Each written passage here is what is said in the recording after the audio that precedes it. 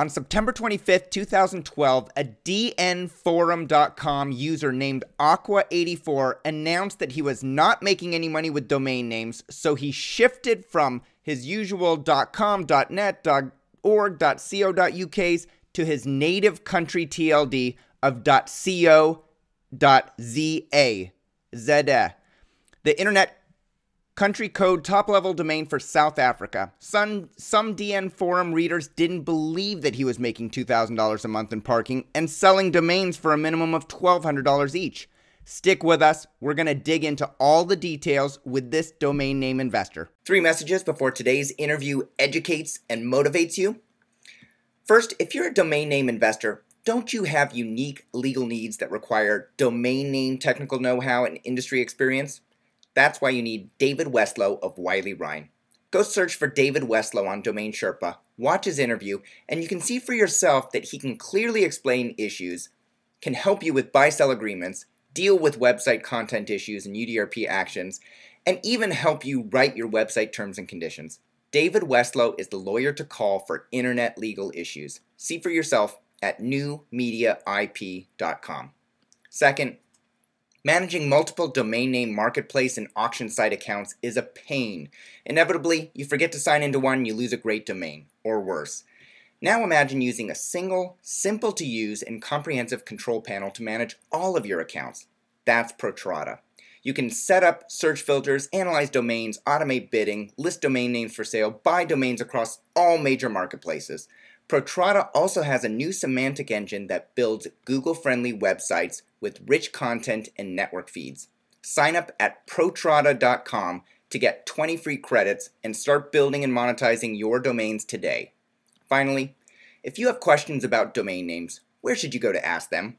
The answer is dnforum.com. Not only is DN Forum the largest domain name forum in the world, it's the best. You can learn about domain names and the industry, buy and sell domain names, talk about the domain name news that's happening in the industry, and even meet domainers just like yourself. Register for a free DN Forum account and begin advancing your skills and knowledge today. And when you do sign up, send me a friend request so we can connect on DN Forum. Here's your program.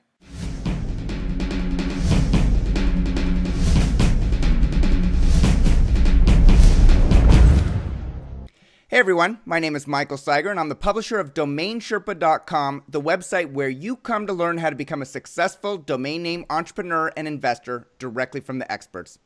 Today we're digging into a success story posted on dnforum.com by a user with the handle Aqua84. For a couple of years he was purchasing, quote, pigeon shit domains, as Rick Schwartz likes to call it, and like Aqua84 mentioned in his post, domains that don't produce any parking revenue and then just didn't sell. Then today's guest took a different path. We're going to learn about that path and how it's made all the difference for him. Today we're joined by Aqua84, also known as Warrick Mulder, a domain name investor and the owner of fishemarketing.com. Warrick, welcome to the show. Thanks, Michael. Pleasure to be on the show with you. The story you posted on DN Forum about your cash parking revenue captured a lot of attention in the industry. Let me first start off by asking you this. Why did you decide to tell all on DN Forum, especially after another poster there pointed out that when you do so, you potentially create more competition for yourself? My idea to post this post on DN Forum, I'd been pondering about it for quite a few months, and I was in two minds, should I or shouldn't I post it, because it could potentially cause a lot of stir, which in the end it did. I didn't expect it to create such a hype, but that was not the intention at all. My pure intention of posting this was to say that, yes, I did miss the boat in terms of the domaining industry when it first started in late 90s, early 2000s. I mean, I unfortunately was too young at that point in time to know anything about domains or understand the value of them. I was just a teenage internet surfer, not as savvy as the teenagers of today are. So basically, the whole point of the post was to say it's never too late. Be positive, work hard at what you do, and you will find opportunities elsewhere. So yes, I might have spent, let's call it $5,000 to $6,000 over my first year of registering domains, buying .coms, .nets, .orgs, posting them on DN Forum, adding them to my profile on Cedo with the hope of getting an offer. However, I had zero interest on all resources available, with the traffic being very minimal. So I then thought to myself, well, at that point in time, there were around 90 million .coms registered. Surely the market has been completely flooded as opposed to what is available. And myself at the time didn't have a fair amount of spare capital to just go and invest and buy $2,000, $3,000, $5,000 names of other domainers. Right.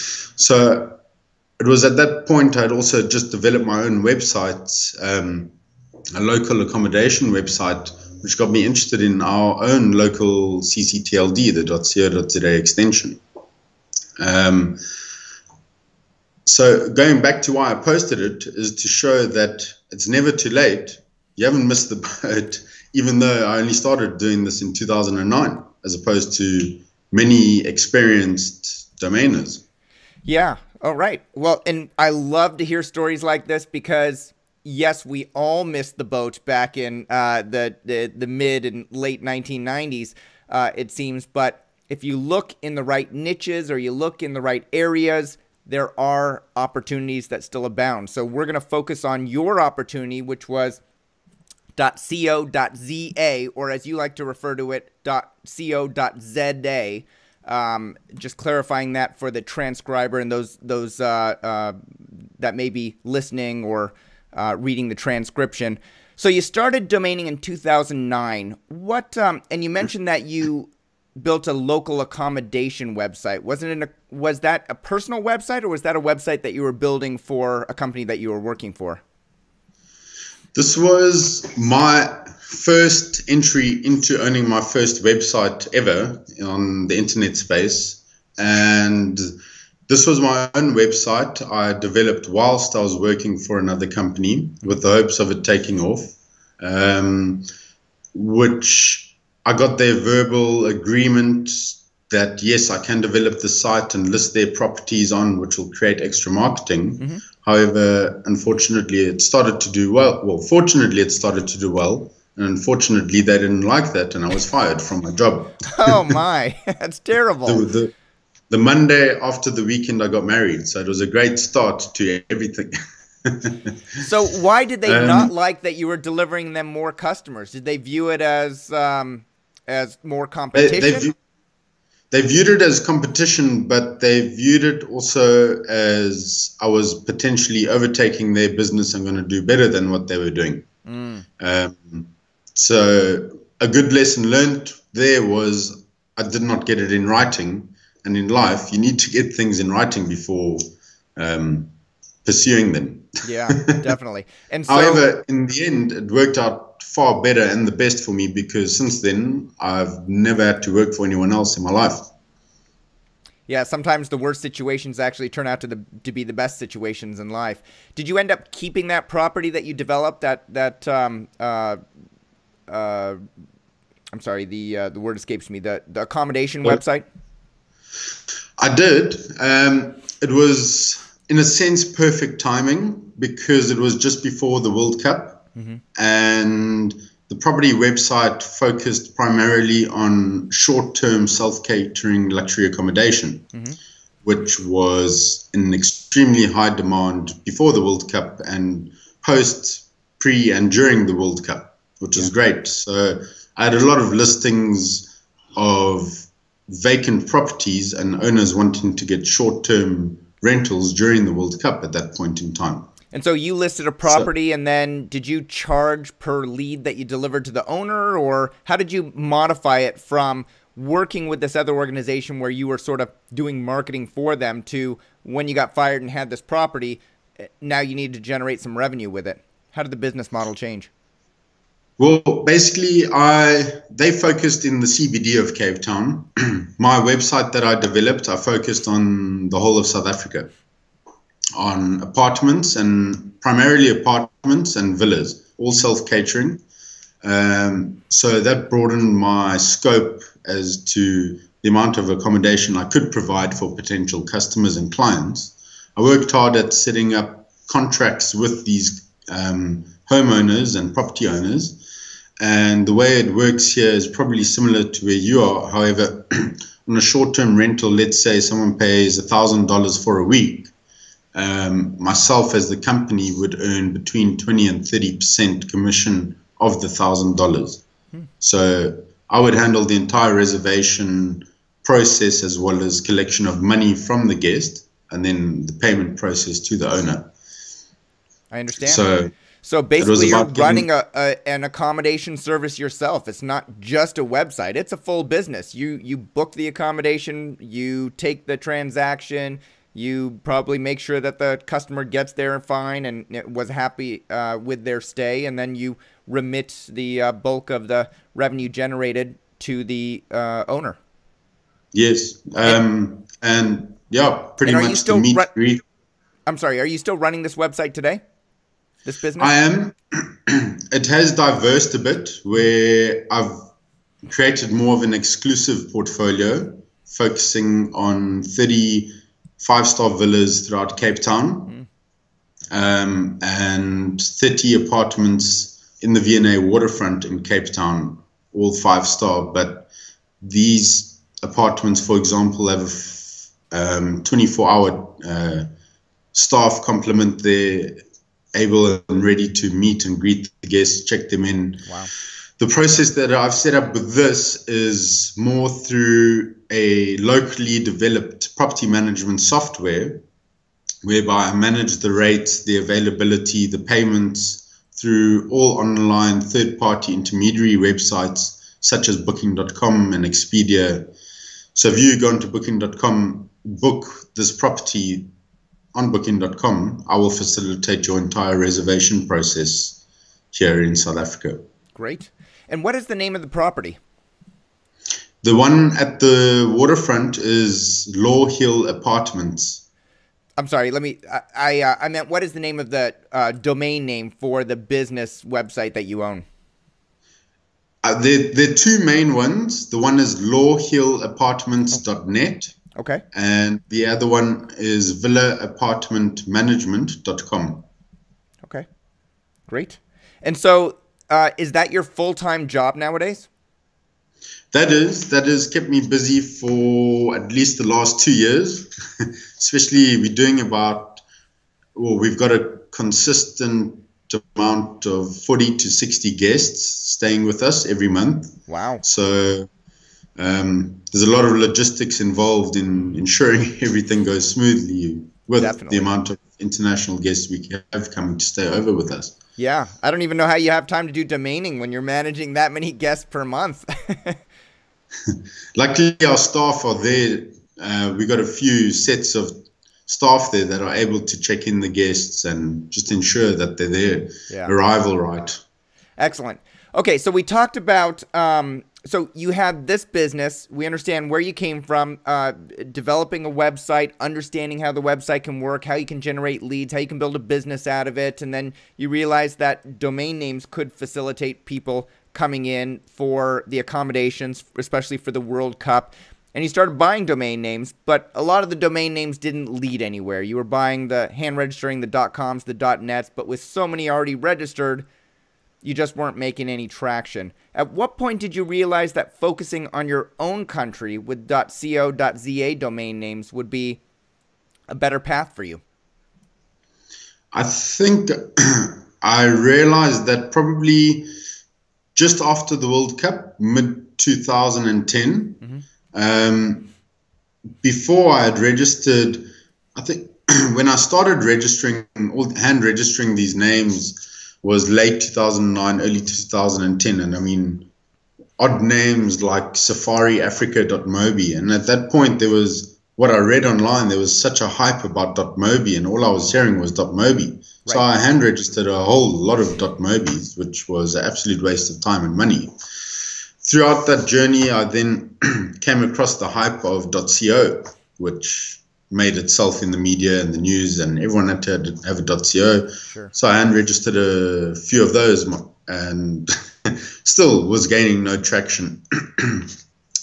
I then met through the industry a colleague from the US who's invested in .co.za names and kept on going on positively about the industry. And I'd started to notice a few published sales, even a few from 2009, which were really decent sales. But every time I spoke to him, he's a great friend and colleague now, and a good mentor as well. I learned a lot from him, and always continuing about, we've got a lot of factors in South Africa which have slowed down our internet growth, such as broadband prices, the accessibility, the speed. There's a lot of factors that have been unfortunate for South Africa and the internet industry, I suppose. Yeah. However, that's all changing. We've now got all the broadband companies competing against each other, the rates dropping almost daily, speed, cables being built, and the speed of the internet increasing tremendously. So with that, in turn, we are experiencing a lot more daily internet users. So this is what my mentor spoke about continuously, and saying, wait. It's only going to burst and start to burst between 2012 and 2015 in terms of South Africans realizing, and South African companies realizing, the value of a .co.za domain name. And another thing about South Africans, what I've noticed is they definitely are trusting more a .co.za local website, or a website with a .co.za extension, rather than a .com or a .co.uk. I've, in my past or up to date, have seen that trend within South Africans. Yeah. And so why do they trust the South African TLD? So being in the United States, unfortunately, a lot of my thinking is US-centric. And I think a lot of people look at the US and say, well, everybody should use a .us domain name TLD, but we don't. It's very seldom that you will see a .us, and in the US, we only use .com. Now, when you're in individual countries, is the .co.za TLD used more than the country code itself? Like if you're in Nigeria using a Nigerian TLD? I don't think Nigeria is at that point yet. There are two specific countries one needs to definitely keep in mind as what will potentially get to the point of where South Africa is now. So the first one being Kenya with .co.ke, as well as Nigeria. They potentially a few years behind us in terms of people only using their exact country code. But if you look at a lot of and majority of local online businesses and websites in South Africa, they will be published to a .co.za rather than a .com or a .net. Also, more than likely, the .com that they wanted or would have published their site to is taken in any case. So there is that barrier to entry in terms of local South Africans developing and publishing a site onto a .com. Okay, that makes sense. So today, now that you've gone through a couple of years of learning process, how many domain names do you own today? I have to guesstimate. Sure. I'm a bit slack in having kept track probably in the last 2 months, but it's definitely around 2,300 to 2,500 names. Okay, somewhere around there. I need to update my housekeeping on that, but whilst I'm sitting on my computer working every day, I'll see an idea, think of an idea, and register in a few names throughout the day, but don't put them on record. And are a majority of your portfolio currently .co.za domain names? I would say probably 95% of it is. I've kept a good probably 50 to 80 of the .com, .net names that are registered, one or two .des. But I've started growing my .com.ng Nigerian portfolio, which is up to about 150 names at the moment. Okay. And what are a couple of your favorite .co.za domains that you're currently owning your portfolio? Some of my favorite would be, and I've even built a site on this, which is turned into a lead generation site. And I absolutely love generic keyword domains because they rank so quickly and so easily. Sure. And especially if it's a highly searched generic keyword. So, for example, one is windowtinting.co.za, which generates at least 4 to 8 window tinting leads every single day. Wow. Which I pass on to other companies. And it only took me 2 weeks to rank that in position 1, page 1 of Google on google.co.za for window tinting, that specific keyword. It's not terribly hard, but that is generally what people type in. Right. So I'm not a window tinting company, but I've beat all the old existing window tinting companies on Google. Exactly. Good. So it's a little bit of a game. I think some other names, I built one website as a test just to see and prove to myself that I can beat the finance companies in ranking in Google. And not specifically under keywords such as just finance, but under more long-tail keywords like bike finance Cape Town or personal loans Cape Town. So that site is financequotes.co.za, which also generates about 5 to 8 leads per day. Majority of them requests for personal loans, but I pass that on to a local finance company here. Some names I love that I haven't said something which is quite important. Most of these names, I believe, and the names that I register can be turned into small businesses or even eventually larger businesses. Unfortunately, I don't have the resources or time to develop every name, but bikeracing.co.za, bikeauctions.co.za, there's a hell of a lot of different ideas in each name that each name can be developed into. Yeah, some definitely. funny names, pms.co.za, nye for New Year's Eve.co.za. So diverse portfolio consisting of from 3-letter up to long tail type domains. Yep. All right. So I'm understanding what kind of domain names that you have in your portfolio now. So what I want to know next is, how do you acquire these domain names? Are you hand registering them, or are you using some other vehicle? I used to hand register in the sense that the Uniforum is the registrar of the .co.za namespace for South Africa.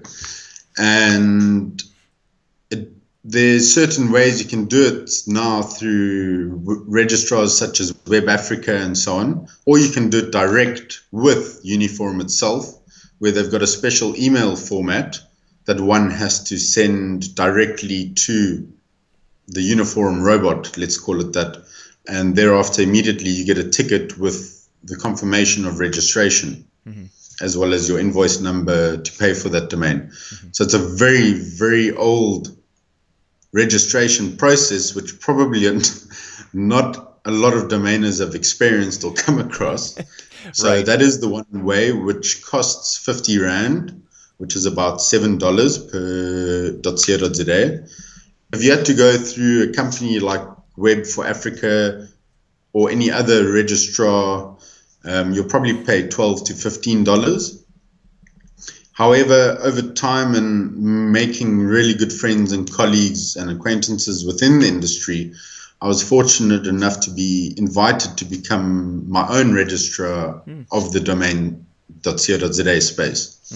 So a couple of months ago, I initiated the process, and it took probably about 5 weeks to become an accredited registrar of the .co.za domain space, and which in the end has actually saved quite a bit on re-registration costs, and only costs me about $4.90, $4.50, depending on the exchange rate per month, per domain. So I've saved myself almost $3 per domain, which is great, especially when you're talking larger numbers of names. Definitely.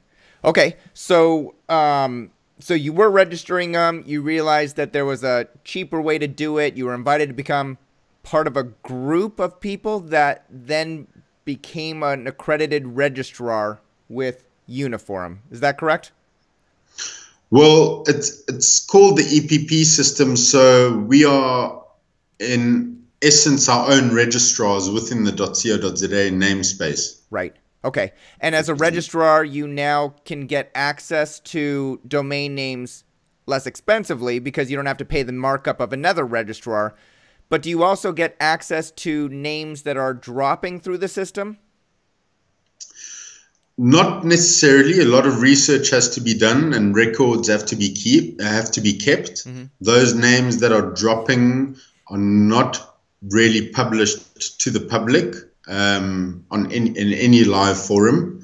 It comes down to more of a research and time-keeping process as to what stage of the cycle that domain is in. Okay, so if you see a domain getting, if you have a list of domains and you like domain.co.za and you want that one, you're going to keep tabs on when it's actually going to expire. And if it doesn't get renewed, then how do you try and grab that domain name? A special robot has been developed whereby it will, in a sense, monitor the time that the domain was originally registered, and it'll monitor the time, know the exact time that the domain is going to drop, and it's all automated, so it will send the domain registration request literally the millisecond that domain drops. However, there are a few people competing for that name, so you've got to just ensure your timing is really, really to the T in order to catch those type of names that are dropping. Yeah. Now, is that the same registry process that you have when you want to hand register a domain name, where you send in a formatted email to the Uniforum service and a robot opens the emails and processes the requests? No, it's a little bit different, where these names that we foresee to potentially be dropping will be loaded onto the system a week before the drop actually happens. Okay. Whereby if I want to hand register a name, I'll just load it into my system and create the domain registration. However, we might see a name is going to be dropping. The potential owner could still pay for it the day that domain drop happens or begins. And that domain will suddenly get deleted off the drop list. So yes, you can say maybe 80%, 70% of your names will drop that you're targeting. The other 30 might get paid for the day before or during that day the drop begins. The drop generally begins generally lasts about 2 days, 3 days over a weekend. Okay, I understand. So basically when the drop happens, you're just getting your request in as soon as possible to register the domain name. I used to sit and watch the entire weekend when the drop was happening, hoping I would get my names and seeing when they were going to expire, and hoping that no one else with these fancy, let's just refer to them as robots, would catch these names. Right. However, my success rate was terrible because these robots were a lot quicker than I. I'm talking down to the millisecond. Right. Yeah. So I've been a lot more successful since I've joined this group and have access to the software and technology to help on the drop every month. I understand. All right. And do you as a part of this group, your registrar, are you reselling domain names to the public, or are you using it as a private registrar so that you can all get discount domain names? No, I think there's about 6 of us now in total. We all work together and assist each other with general information. We've all got our own portfolios, of which are available to the public for sale. I would say, yeah, definitely. They're all available to the public for sale, but it's not that we go out promoting, oh, we've got this name, Sure. and that's for sale. Basically, it's just as any other domain. You've got your platforms such as Cedo or the offer pages through Parking Crews. So Yeah. I think, or people phone us up directly as well saying, hi, we're interested in this name. Is it available? Okay, I understand. So I understand how you're catching the domain names, why you're how you're registering the domain names, how much you're paying for the domain names, and with 2,500 domain names, you're probably paying a pretty penny every single year. But actually, there's a catch with the .co.za domain names where you actually don't have to pay right away. Is that correct? Well, when I referred to the old RAR system, yes, that is correct. If I show you now how to go and register a name through this old system by sending an email, you will have 6 months to pay for the name. Initially, that name would resolve onto a name server for the first 3 months without payment. However, Uniforum has changed their policies, and from the day you register it, it won't resolve on any server unless it's paid for. Oh, okay. So that probably happened within the past 3-4 months. With the new EPP system, one is from the second you register it, you pay for it. So the difference is I'm going to pay 39 Rand through the EPP system as opposed to 50 Rand through the old system. Right. So I can register a name, not pay for it for 5 months, but pay 50 Rand and then transfer it to the EPP system. But there's no point in really doing that. Right. Okay, I understand. And so I know you talked about a couple of the domain names that you've developed out to build lead generation sites.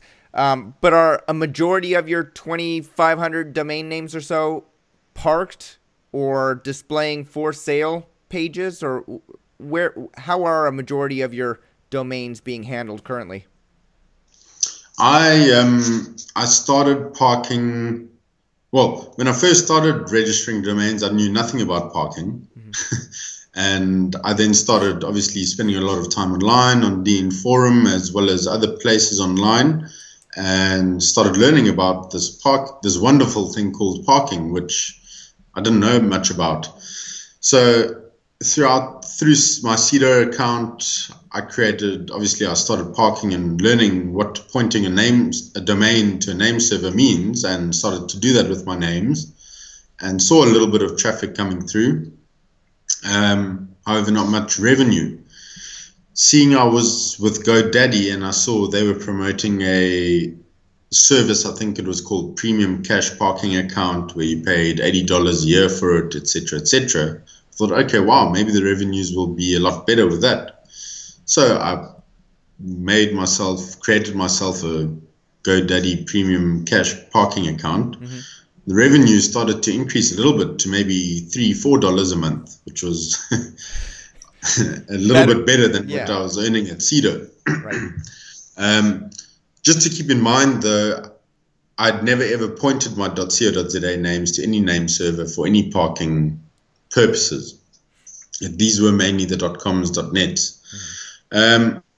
After being about a year within the industry, a year and a half, and making these friends and colleagues who have guided and mentored me so much, they then mentioned to straight away change my names and start parking at parkingcrew.com.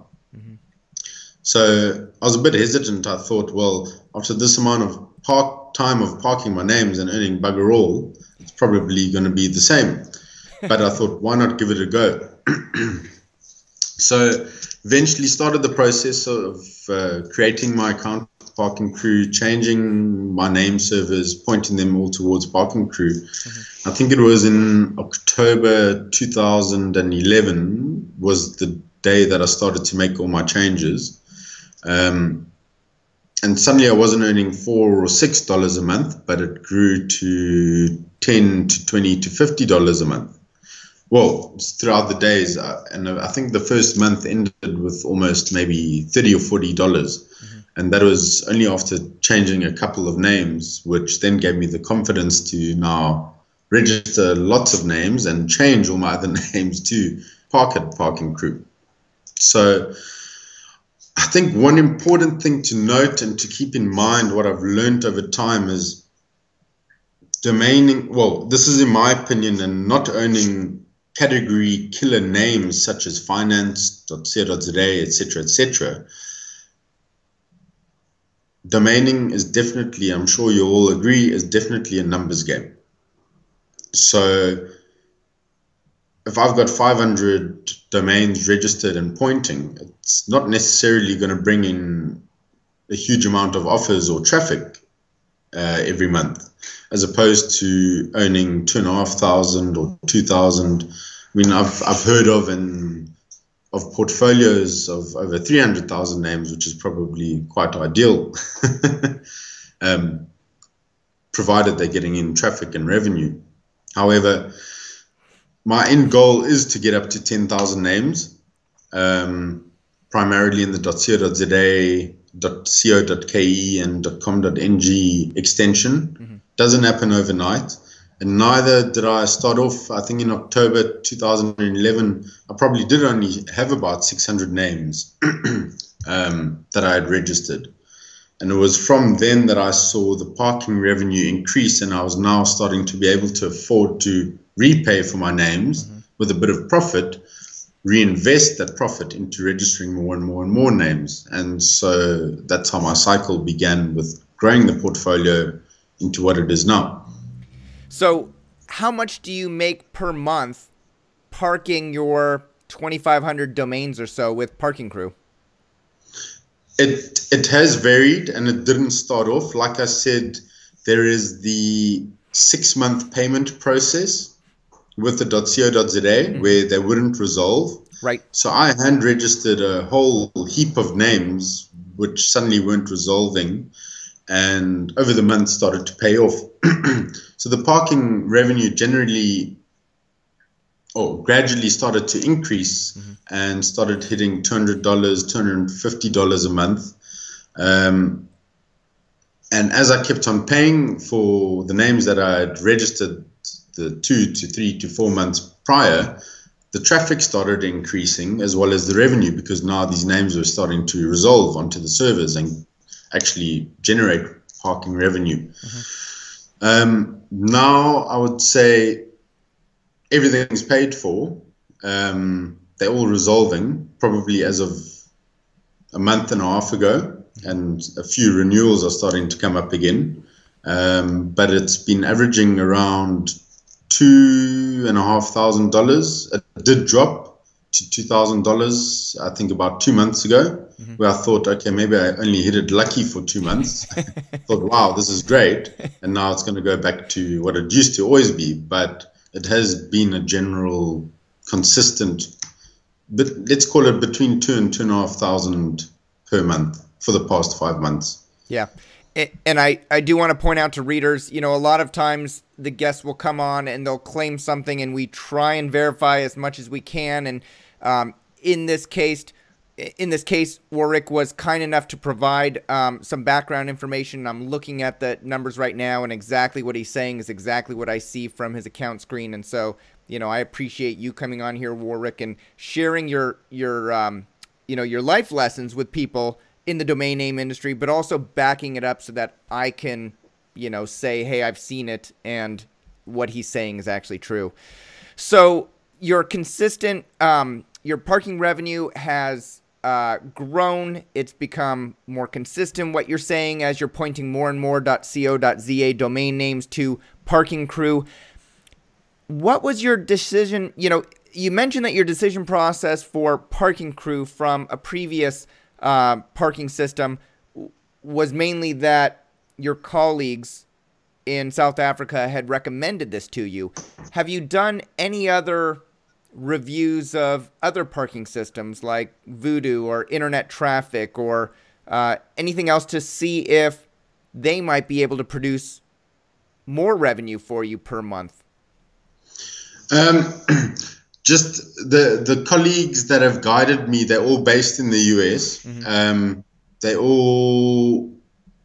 There's two of them that are based in the US, and they, it's funny to say this, only invest in pretty much .co.za names, which is quite interesting, and that's how I've met them through the industry. I haven't, to be honest, spoken to them about Above or any of these other parking type systems. Mm-hmm. And in my opinion, I've been too nervous to try them because I've seen what other parking systems have generated, which was definitely not nearly close to what Parking Crew generate. So for that instance, no, I haven't even considered changing because I am happy with Parking Crew and they do a great job. Yeah, and it's fantastic. As a registrar, you're paying $4.50, let's say, for a registration, and you're basically paying for all your domain names every year in only half the year with the revenue, if revenue continues to come in at the same rate that it is at Parking Crew.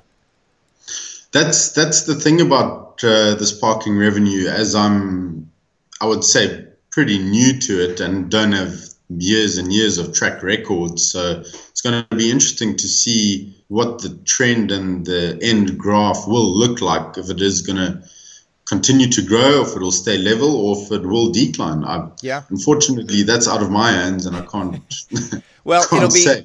I invite you back right now, 6 or 12 months from now, to actually revisit your lessons learned from the point that this interview came out until then, because it will be interesting to see if parking changes over time or if your sales increase over time or what have you. So let's look at. So clearly, we talked about all the domains you have, a few of them that you've pieced off for lead generation, and clearly you're a person that's easy to talk to, that can explain topics. You have set up relationships with certain companies for actually booking accommodations in South Africa, for creating financial quotes at financialquotes.co.za. So you've got some lead generation, you've got some parking, and the other revenue stream that you have is selling domain names. Can you talk about how many domain names you've sold in, say, the past year, and what kind of figures are you selling them for?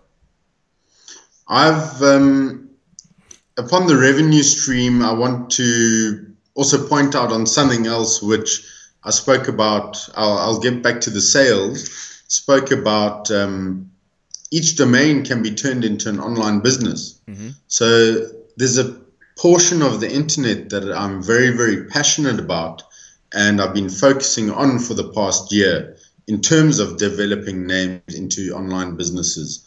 And my biggest one to date that I've literally just launched is fishingstore.co.za, which is this portion of the internet that I'm referring to as e-commerce, online shopping, which is about to explode in South Africa and is currently exploding. Consumers are becoming more and more confident to purchase products online, with couriers becoming cheaper and offering door-to-door delivery. So with Fishing Store, we are offering fishing tackle online, all types of fishing rods, reels, lures, etc., which I feel is definitely going to boom in South Africa, the e-commerce, and companies such as Rocket Internet have launched in South Africa, which is great for our online industry here. Definitely. Just wait for Amazon to open up there and everything else will take off, right? Well, they have. They've just opened offices in Cape Town. Great. So, yeah, that is great and positive. So, excuse me. So your fishingstore.co.za, is that a an affiliate website where you list products from other services and you take a commission when they sell, or are you actually, have you created a drop shipping website where you take the money from the customer, you deliver the customer service, and then a third party mails out the product on your behalf? I've actually created the fishing store as another business. I've done a joint venture, excuse me, as a registered company for the fishing store, whereby the joint venture I've done is one of South Africa's biggest fishing tackle shops. Wow. Whom have the buying power and all the stock at hand. Right. So basically, we set it up as a separate business to the fishing tackle shop, and to have a little bit of difference, we've marked up the price by 3% for the online shop, just to have a variance between the physical retail shop and the online shop. Sure. So yeah, no drop shipping, no affiliate, but set up as a separate business. That's great. So basically, you have your own distribution center as a result of this partnership with the physical store that's in South Africa, and which is great for you, and it's great for them because they get some additional business. They don't, they look at it as not losing their customers because you can buy it cheaper if you come into the store, so they don't feel like they're pilfering from the retail store to encourage people to buy online. And they didn't have an online store, an e-commerce store before this, I take it. No, absolutely not. They didn't even have a website before. Yeah, so fantastic opportunity. And and that's an opportunity that anybody can do. If you've got a shop that's downtown in your city that doesn't have an e-commerce store, but it's a product that you think would sell well online or worldwide, and you have the capabilities to build a website, an e-commerce store, it's no risk to them. You can do a similar situation to what you've done. So absolutely. Great idea. I think one of the biggest things in South Africa in terms of online shopping as to why it's doing so well, and just in trends in terms of what I've noticed from the types of customers that order through, because I've got an online motorcycle shop as well, they are all from the outer lying areas in South Africa. So from smaller towns such as Port Elizabeth or East London, where they can't actually get these products. They would have to go to Cape Town or Johannesburg or Durban to get these products that they require. Right. So definitely advantage of supplying nationally or products to national customers here. Definitely. Okay, so you clearly have multiple businesses that you have brewing and growing in the background, but you also sell some of your domain names, right? Yes.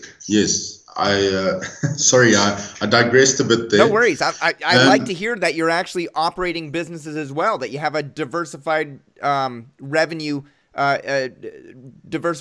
streams, so that you're not only relying on parking and trying to scale up the business, that you have parking and that you have businesses that are bringing in income and that you're selling leads, and it's a business unto itself, but it's not a full business that you're operating. And then finally, you're selling domain names as well. Finally, it took quite a while, especially registering all those .coms, .nets, and not having not even one offer on them, which really shows me, as Rick Schwartz would term them, pigeon shit domains. So I have let majority of those go, and good lessons learned and good money wasted, but it was time to move on and focus on other niches. So yes, unfortunately, the sales are not as frequent as I would like them to be. Definitely the conversion rate, the offers are continuously there. And I mean, for me, in my opinion, an average of 16 offers a month on 2,500 names, as opposed to when I used to get 0 offers a month. That's not bad. Yeah. The conversion rate, though, is not extremely high, unfortunately.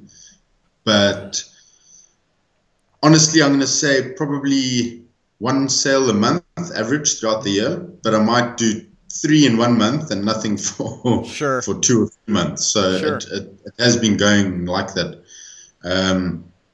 but as this year has been coming to an end, I've noticed the offers have been coming in a lot more frequently. Definitely the types of names that are getting more offers on, and it's not necessarily the same names, are the three-letter combinations. And I've noticed that due to companies wanting to abbreviate their own company names, I find them extremely valuable, in a sense that I'm sure just as valuable as there are the three-letter .com combinations. There's only about 17,000 three-letter combinations available in the alphabet. Yeah. So through that, I have focused extensively on building a three-letter .co.za portfolio. With that was one of my last sales, which I sold through Cedo for $2,250. Great. And so are you, have all of the three-letter .co.za domain names been sold through the registry so far? And now you're just looking at them, dropping and picking them up? They actually haven't. There's still probably a good 3,000 left. So why not just go and register them all today? I've been thinking about that. It has been crossing my mind. However, there are the terrible, terrible letters of the alphabet. Right. The X's and the Z's and the Q's and etc. However, I did a test where I did register a few with some of those terrible letters, and they do actually get a bit of traffic in the month, during the month. Yeah. Whether they're typo errors of someone mistyping something, I'm not sure. Yeah. So, yes, I might go ahead and register a few hundred of these terrible three-letter names. The funny thing is I don't like names or three-letter combinations with J in, but I've got a name jli.co.za, which got an offer, which I was very surprised of, specifically because of the letter J within the name. It's not the most popular letter to have. Yeah. So, we've done some research, and you provided some information to our producer, Wayne Nelson. Some decent 5-figure domain name sales have occurred in the past. We've got finance.co.za for $70,000, fly.co.za for $60,000, blackjack.co.za for $24,500, casinos.com for $24,500, furniture.co.za, property, auto insurance, financing.com for financing.co.za for $13,500. So, it seems like a lot of the premium generic single word domain names or single phrase domain names are doing pretty well. And they're doing very, very well. Sorry to interrupt you. No, please. The sad thing is, I'm not going to mention, and I can't mention a couple of the sales because I've not been given permission to make them public. Sure. And that is the other thing about the .co.za. There's a lot of sales that happen without anyone knowing.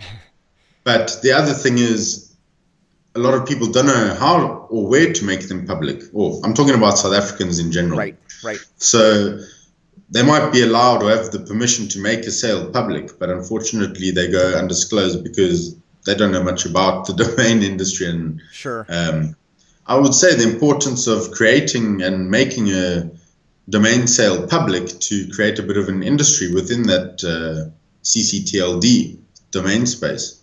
So hopefully by the end of this year, we will see 2 or 3 6-figure co.za sales published to the public space, which will be great. Excellent. And I want to see your name associated with that sale as well.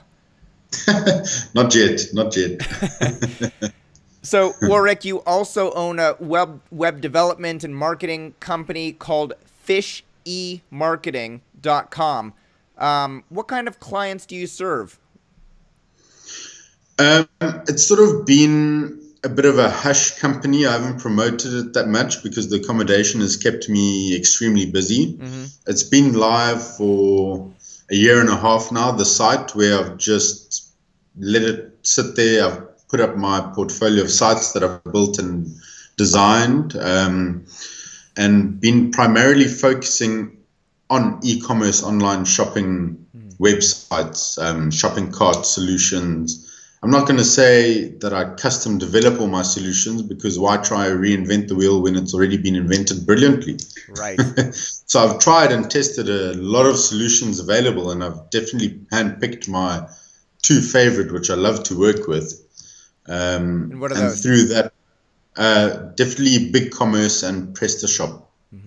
With BigCommerce definitely being the greatest solution available. It's a pity, though, unfortunately, using solutions like these, they all have plugins and modules to interlink into eBay and Amazon, but no local price shopping comparison sites or other online sites yet. Yeah. Hopefully that'll change in the future.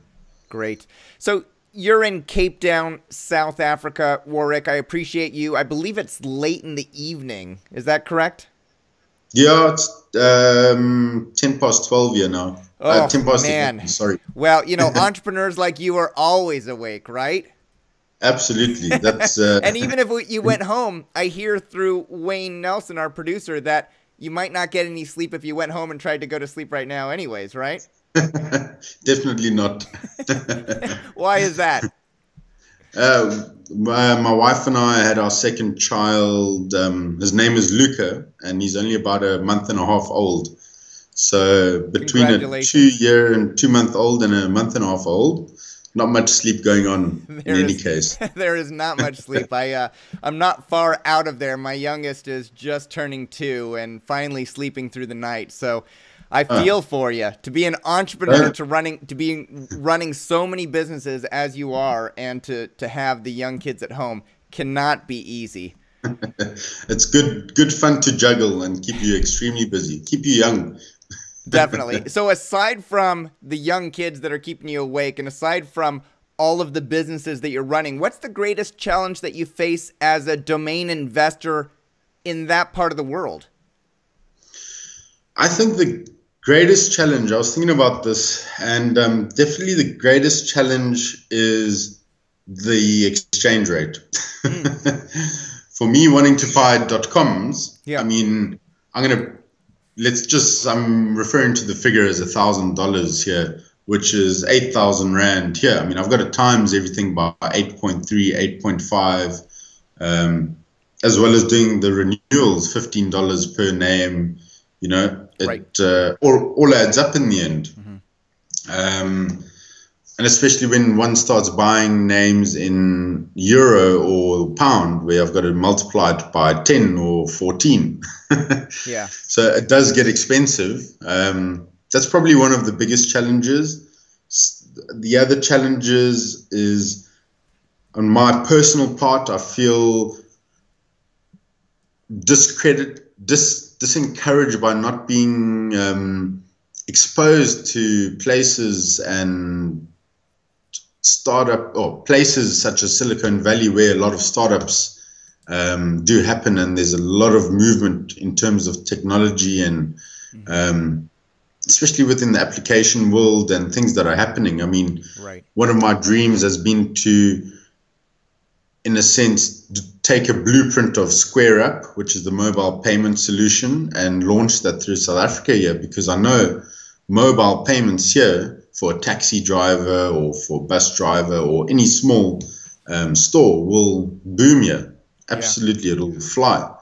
So, you know, I read on TechCrunch.com all the time, all these tech startups getting VC funding, angel investors, etc. And I suppose being within the area, and maybe it's not just Silicon Valley, but exposed to those areas with your ideas, you know, you probably have more of a chance to get an investor involved with your idea or something, as opposed to being deep down south in Africa. Yeah. Yeah, I can understand that being that far geographically can have its disadvantages. Yeah, but look, we do have, we definitely in South Africa have got a decent amount of our own local startups, which has been great. So hopefully that will continue to grow. Great. So, Warrick, here is my final question for you. It seems that You started in domain investing. You really didn't have a successful path that you were on, and then something changed.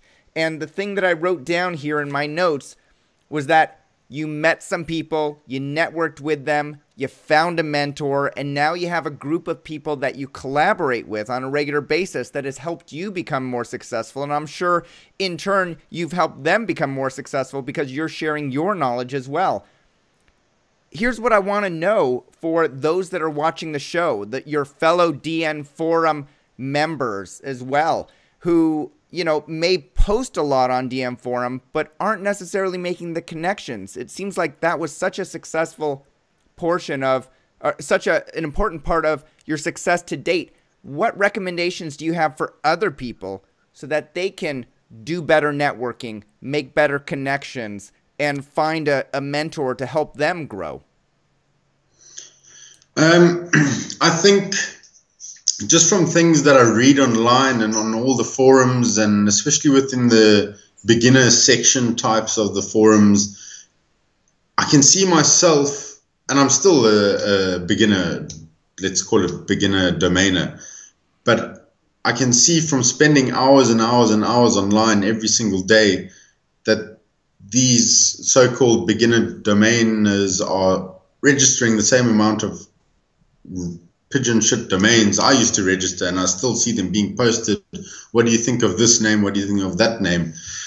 I think people follow too many other people online in terms of what they say, and you do this, you do that, and I see the same trends. And I think it's about creating your own individual portfolio that is different from anyone else, and it doesn't have to be a .com, a .net, a .org. And I know a lot of people are going to disagree with me because they've had their successes and are still continuing to have their successes. And that can be from investing in $5,000 in a name today and maybe selling it next week for $10,000. I understand that. Right. Unfortunately, not a lot of people, and including myself, have $5,000 every day or month to just invest in one domain. I'd rather go spread my risk and hand register and focus on what I know now, which, for example, .com.ng and .co.za, and spread my portfolio and risk. And definitely it is a numbers game. It's my most important lesson that I've learned. And that's why I want to build it up to 10,000 domains eventually, and hopefully even further than that. But when I had a very small portfolio, traffic was minimal. There was no activity in terms of offers and interest in the names. The more diverse your portfolio is and the more you have, I think the better your odds are within this industry. And so that makes sense from your recommendation to get the scale and to focus on a niche that maybe not everybody else is focusing on, that you're not the last one to get to. But it seems like also, Warrick, that you came to this realization by networking with some other people and taking their advice, people that you trusted. How did you meet those people? I actually met them by seeing the names on who is, on the .co.za, who is all the time, on all these names that I was searching to register myself. Yeah. And I'm not talking about 10 times I would see the names. I would see the names over 100 times. And I thought it was my arch nemesis within the industry, now having all these names that I wanted, and in the end became a very good friend and colleague. So how did you go from seeing their name hundreds, thousands of times to becoming, a partner with them in your registrar and having them as sort of a mentor to you? How did you make that bridge? Well, I saw their names on the Whois frequently, so I thought, okay, well, why don't I try sell a few of my names to these people? Sure. Because they invested in .co.za all the time. So I started sending them emails. And I think the first email I sent, I didn't get a response. And about 2 months later, I tried again. And obviously, one of the names I had in that email was of high interest to them. And it was from that email response from them back to me that the friendship and relationship began. He purchased the name from me, and over time, we got to talking once a month on the phone. And now it's almost weekly. We have our weekly catch-up phone call, discuss what's happening. And through that, he had already some very great friends and colleagues in the industry and introduced me to them. So excellent. building So allies it was a over transaction where you developed some trust, and then you continued communicating with them on a regular basis, and it became more of a business partnership and a mentorship, and it just grew from there. Definitely, and especially seeing how much we had in common and we could assist each other, with me being locally on the ground here, and him investing in South Africa but never been to South Africa. So right. Oh, yeah, another great point, being the feet on the street in the area where another domain investor doesn't have that insight. So you're providing some benefits that he doesn't necessarily have. Hopefully you'll be here soon to see the country he's invested so heavily in. I hope so. Yeah. Warrick Mulder, domain name investor and owner of fishemarketing.com. Thank you for coming on the show today, sharing your experience and providing us with the insights as a domain name entrepreneur and investor and so many other things. Thank you for being a domain Sherpa. Thank you so much for having me, Michael. It's been great. Really enjoyed the interview and the privilege of being on your show. And hopefully we will touch base in 6 to 12 months' time and see whether I've had an increase or a decline. I would love that. And I thank you again for being so open with all the information and the financials and your success story so far. I wish you continued success. Thank you all for watching. We'll see you next time.